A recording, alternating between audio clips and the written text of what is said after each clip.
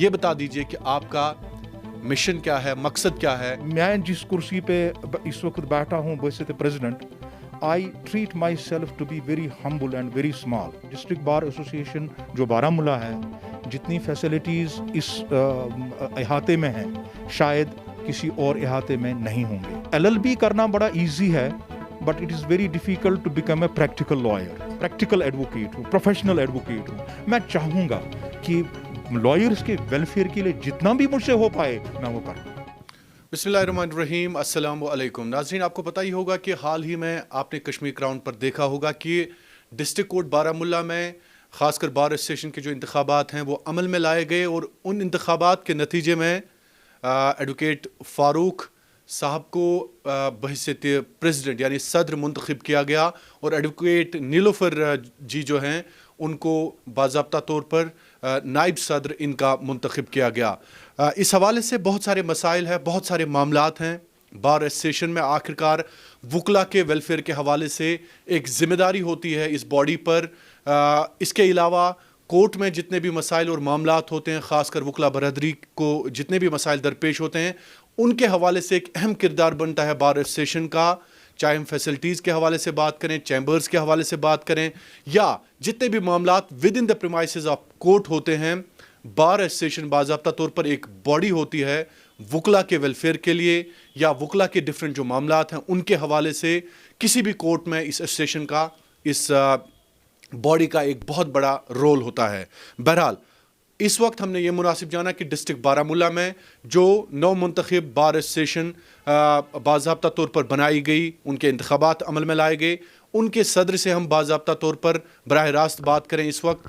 फ़ारूक साहब, आपका बहुत बहुत शुक्रिया। Thank you very much. सबसे पहले I would like to and love to congratulate you on being elected as the new president of this association. Thank you very much. Farooq साहब, सबसे पहला सवाल यही होगा मेरा कि आप बार के सदर बने, जिम्मेदारियां बहुत ज़्यादा हैं, लेकिन हुकूक भी वकला के जो हैं बहुत ज़्यादा हैं। वो अपना हक मांगने के हवाले से भी आपके पास आएंगे, फिर कहाँ जाएंगे। ये बता दीजिए कि आपका मिशन क्या है, मकसद क्या है और किस लिहाज से आप इस बॉडी को आगे चलाएं। देखिए शाहिद साहब, मैं आपको ये बताऊं कि सबसे पहले जो जिस बार एसोसिएशन का भी इंतखाब होता है वो इंतखाब उस एसोसिएशन के आइन के मुताबिक होता है, और हर आइन में ये लिखा होता है कि ये अगर बॉडी बनी हुई है, अगर ये कॉन्स्टिट्यूशन है, ये एसोसिएशन है, तो इस एसोसिएशन ने कैसे काम करना है और क्या काम करना है।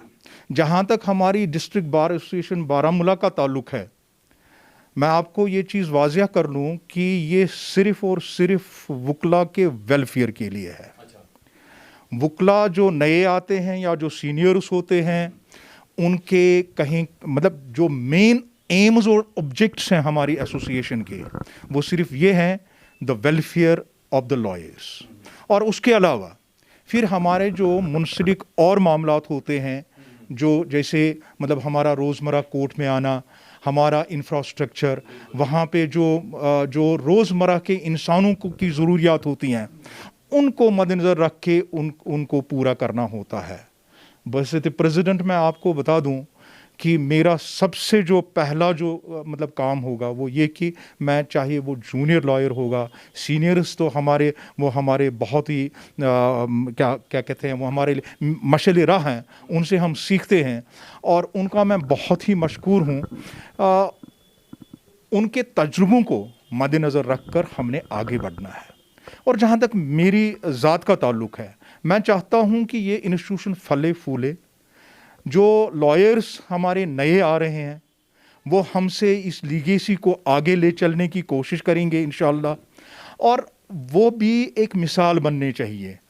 हमें अगर हम देखें, मैं जिस कुर्सी पे इस वक्त बैठा हूँ वैसे तो president, I treat myself to be very humble and very small.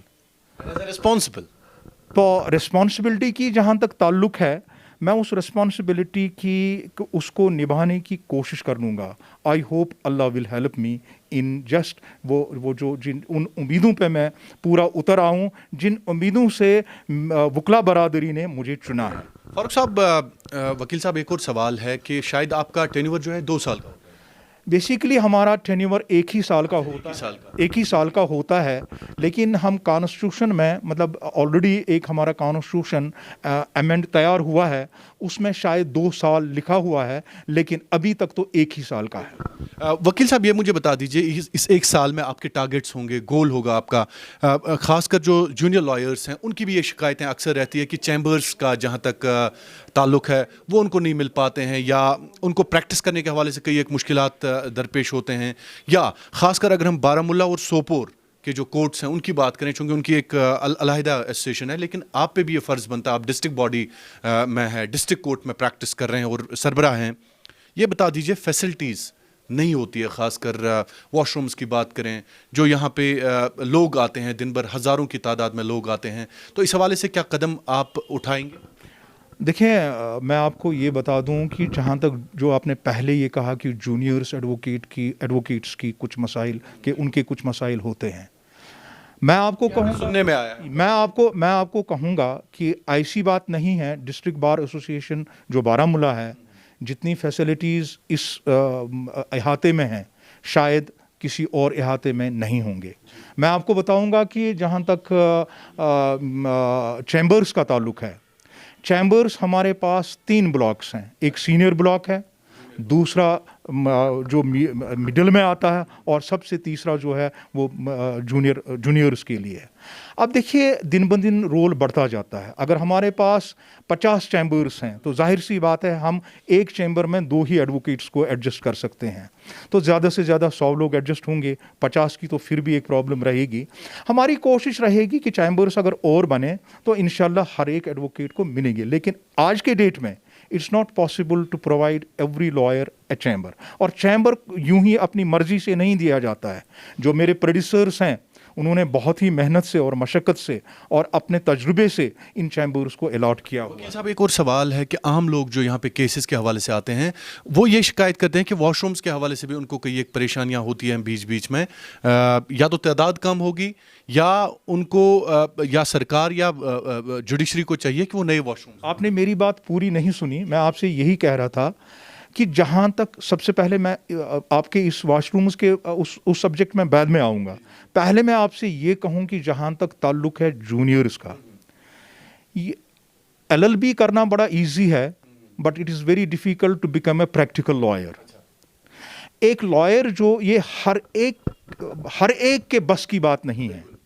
मैं जूनियर्स को एनकरेज करता हूँ और कहता हूँ कि आप देख लीजिए, आपने एक प्रोफेशन अपनी मर्जी से चूज़ किया है, इस प्रोफेशन की जो इथिक्स है उस इथिक्स को बहाल रखिए। कोर्ट में जिस वक्त आप आ रहे हो, you must appear as an advocate. ऐसा नहीं लगना चाहिए कि शायद ये एडवोकेट साहब नहीं है, हालांकि उसमें उन बेचारों का भी कसूर नहीं है। I have great love and respect for my juniors. मैं आपको बता दूं कि कोविड ने 2019 के एंड से ही, कोविड-19 तभी इसको बोला जाता है, ये पैंडेमिक जो था इसने पूरी दुनिया को हिला कर रखा। जहाँ तक हमारी वकला बरादरी का ताल्लुक है, वकला इसके वर्स्ट हिट रहे। वर्स्ट हिट अगर कोई कम्युनिटी रही तो वो सिर्फ वकला बरादरी रही। आपको शायद पता होगा कि महीनों भर कोर्ट्स क्लोज रहे, किसी को, इवन लॉयर्स को कोर्ट में आने की इजाज़त नहीं थी। हाई कोर्ट ने ऐसे सर्कुलर्स निकाले थे या सुप्रीम कोर्ट ने ऐसे सर्कुलर्स निकाले थे जिनकी रूह से उन्होंने लॉयर्स और आम जनता की सुरक्षा के लिए कोर्ट्स को वर्चुअल मोड पे लाया था और फिजिकल मोड बिल्कुल बंद किया हुआ था। अब उससे जो जूनियर एडवोकेट्स हैं वो ज़्यादा सफ़र हुए, उन बेचारों पे ज़्यादा परेशानियां आ गई, और उसी चीज़ को मद्देनज़र रखकर हमारे हाई कोर्ट ने और सरकार ने जूनियर एडवोकेट्स के हक में एक स्टाइपेंड 3,000 या 5,000 का उन्होंने रिकमेंड किया था, और उनको वो पे भी किया। तो वो मिल रहा है उनको? वो एक one time install, one time, that was not every month, monthly नहीं था, every month, that was not every month, so it was granted to, so it was granted to them. अब मेरे कहने का ये मतलब है कि 5,000 से एक वकील फिर 1 साल, 10 साल, 4 साल नहीं चल सकता है। आपको लग रहा है ये मजाक था इनके साथ? नहीं, मजाक नहीं था। एक सरकार भी मतलब हाई कोर्ट कितनों को एडजस्ट कर सकती है। हाँ ठीक है, हाँ, हमारे high court bar council of India या बार काउंसिल ऑफ J&K के पास बाज़ाब्ता वेलफेयर फंड होता है। अब वो वेलफेयर फंड उन्होंने अपनी मतलब किस तकाजे से, वो डेफिनेटली ठीक ही तकाजे से, आपके पास भी होता है लोकली, आप वेलफेयर फंड के हवाले से? देखिए, जहाँ तक हमने बारामूला का ताल्लुक है, यहाँ बारामूला में भी इनिशियल स्टेज में हमने ये शुरू किया था, और हम वो मतलब हर जो भी वकील कोई केस इंस्टीट्यूट करता था उसमें 50 रुपीज़ वो डिपॉजिट करता था वेलफेयर की तरफ, लेकिन शायद वो कुछ ही टाइम के लिए चला। करेंगे आगे इस हवाले से?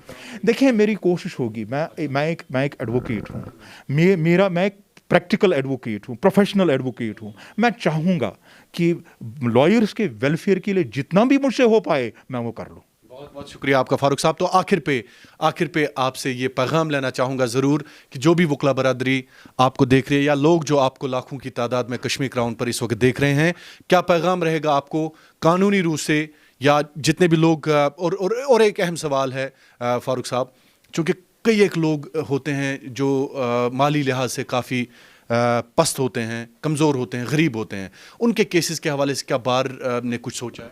देखिए, मैं आपको बताऊंगा, बाहर से आने से पहले ये इंस्टीट्यूशन जो है ये लोगों के लिए है। लिटिगेंट्स जो यहाँ पे आते हैं, हर एक अमीर नहीं होता है, गरीब लोग भी यहाँ आते हैं। सबसे इम्पॉर्टेंट जो है वो डिस्पेंसेशन ऑफ जस्टिस है। देखिए, ये डिपेंड करता है वकला हजरात पर भी, और ये डिपेंड करता है ज़्यादातर जज साहिबान पर।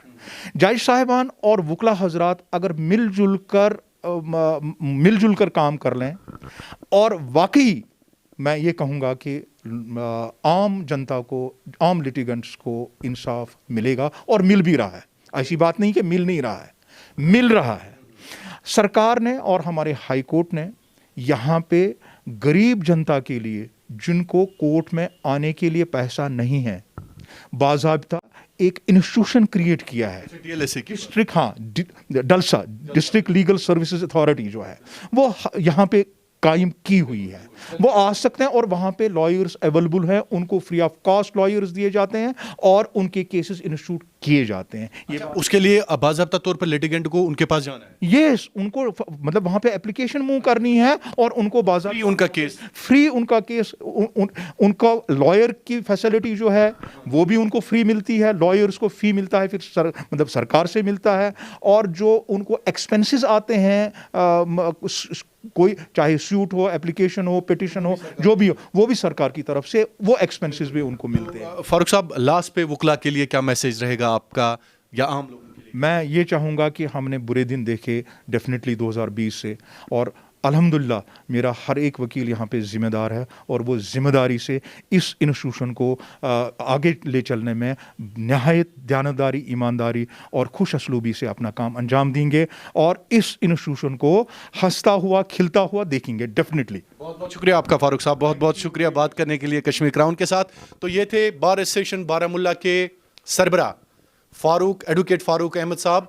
तो इनका यही मानना था कि ख़ासकर वकला के वेलफेयर के हवाले से इनकी बॉडी या इनके जितने भी अरकान हैं वो आगे रहेंगे, न सिर्फ वकला के वेलफेयर के हवाले से, बल्कि जो फैसिलिटीज़, चाहे चैम्बर्स की बात करें या इंफ्रास्ट्रक्चर की बात करें, इनकी टीम जो है रात दिन एक करके सिर्फ वकला के वेलफेयर के हवाले से काम करेंगे। इसके साथ साथ मैं आपको कहना चाहूँगा कि इन इलेक्शंस में काफ़ी अहम किरदार जो अदा किया वो सीनियर वकील अब्दुलसलाम राथर, जो एडवोकेट अब्दुलसलाम राथर साहब है, उन्होंने अदा किया, इकबाल साहब ने अदा किया, अशरफ साहब ने अदा किया, बाकी भी एहसान साहब हमारे कमिश्नर थे, इलेक्शन कमिश्नर थे, गुलाम नबी एहसान, उनका तो कलीदी रोल रहा। सलाम साहब का, उनका हर एक वकील साहब का कलीदी रोल रहा। लेकिन इसमें जो इलेक्शन कमीशन था वो मुश्तमिल था गुलाम नबी एहसान, इम्तियाज़ अहमद बुल्ला साहब और फैसल वहाब साहब थे, जिन्होंने इन इलेक्शंस को पाई तकमील तक पहुँचाया। बिल्कुल। तो आपको भी बहुत बहुत मुबारक हो, क्योंकि आपने, ये वो इलेक्शंस होते हैं जो हमेशा एक आम इंसान के लिए इंसाफ की बात करते हैं, एक आम इंसान की परेशानी, मुश्किलात जितने भी होते हैं, ये इलेक्शंस बाज़ाब्ता तौर पर उन की नुमाइंदगी करते हैं, क्योंकि एक वकील, एक सहाफ़ी हमेशा एक समाज में इंसाफ की बात करता है। एक वकील और सहाफ़ी हमेशा वकालत और सहाफ़त जो है समाज में उस तबके की बात करता है जो तबका पिछड़ा हुआ होता है, जो तबका कमज़ोर होता है, जिस तबके को वाकई में नज़रअंदाज किया गया होता है। बहरहाल आपका बहुत बहुत शुक्रिया कश्मीर क्राउन देखने के लिए। आबिद खान और सरहान शफी के साथ शाहिद इमरान, कश्मीर क्राउन के लिए।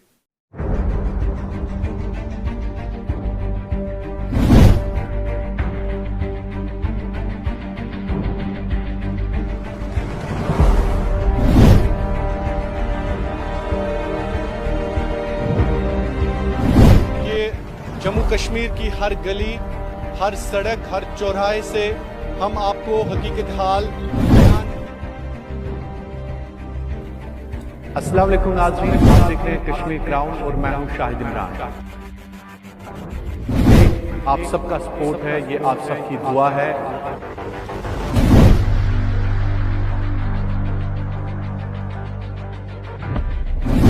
आप ही की वजह से ये जो कश्मीर क्राउन की सहाफत है एक तहरीक में तब्दील हो गई है। कश्मीर क्राउन।